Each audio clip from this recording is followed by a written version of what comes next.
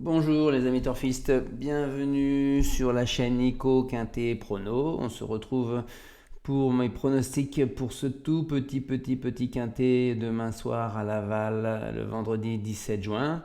C'est une course de niveau C dotée de 33 000 euros sur les 2850 mètres de la piste plate corde à gauche de Laval. Donc pour des chevaux âgés de 6 et 7 ans, des F et des G, n'ayant pas gagné 150 000 euros, un seul échelon de départ, 13 partants puisque le numéro 8 est non partant, notez-le bien. On va pas se le cacher, c'est un quintet de substitution à celui qui était prévu à Vincennes, faute de partant dans la belle course de Vincennes. On ne peut qu'être désolé parce que ça devient de plus en plus rare d'avoir de vrais quintets plus à 16 ou 18 partants.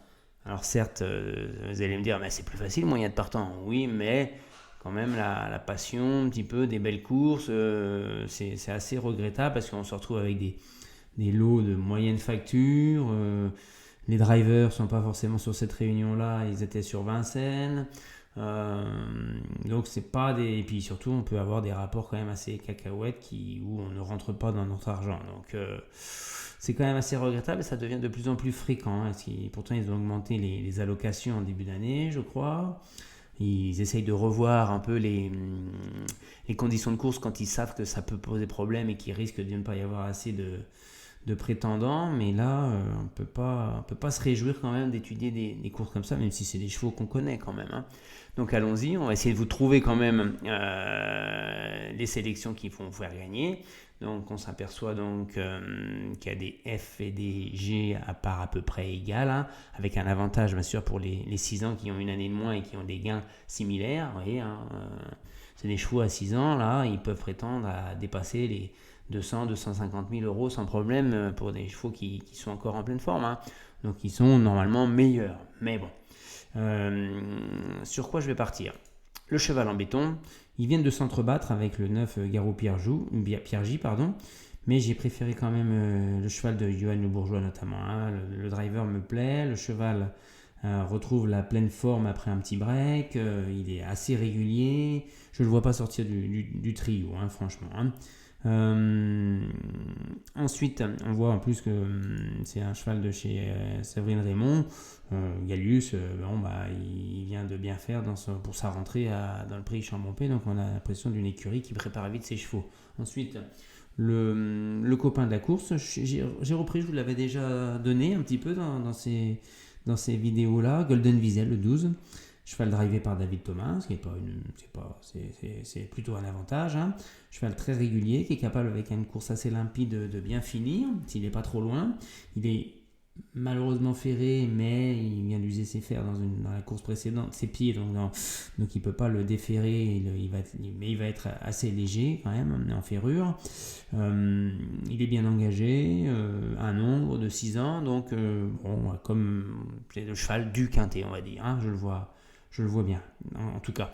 Ensuite, le coquin, là, je suis allé un petit peu contre tout ce que j'ai dit jusqu'à maintenant, c'est-à-dire que je vais vous prendre une femelle de 7 ans qui est ferrée. Elle a déjà fait jeu égal dans les courses précédentes, hein, a déjà battu même Fa-Demi, qui est annoncé à 5 contre 1 par Barry Turf, et elle est annoncée à 17 contre 1. Ça peut être vraiment l'outsider amusant de ce quintet plus, franchement. Hein. Et ensuite, comme je vous le disais, j'ai éliminé 2 chevaux, le 2 et le 3, ce qui fait qu'on se retrouve avec une course avec 11 prétendants, on va dire, pour être dans le quintet. Ça en fait quand même une place sur 2 quasiment, hein, donc il va falloir trouver les bons chevaux. J'aurais tendance aujourd'hui à privilégier peut-être ce jeu en champ réduit avec mon béton, le 11 Ghostbuster en premier, le 12 Golden Visay pour une place dans le trio et le 6 en bout de sélection pour compléter la combinaison. Et derrière, je lui associe le 7 Gitane de Bois, la famille Baudouin, qui doit être sans incident dans le quintet. Le 9 Garou Pierre-J, forcément, puisqu'il fait jeu égal avec mon béton. Le 4 Galon de Vire, qui est un peu irrégulier, à voir aujourd'hui, demain, comment il se comporte. Le 14 Fa-Demi, sur la ligne du 6, et puis sur son engagement, bien placé au gain, donc on ne peut pas l'éliminer.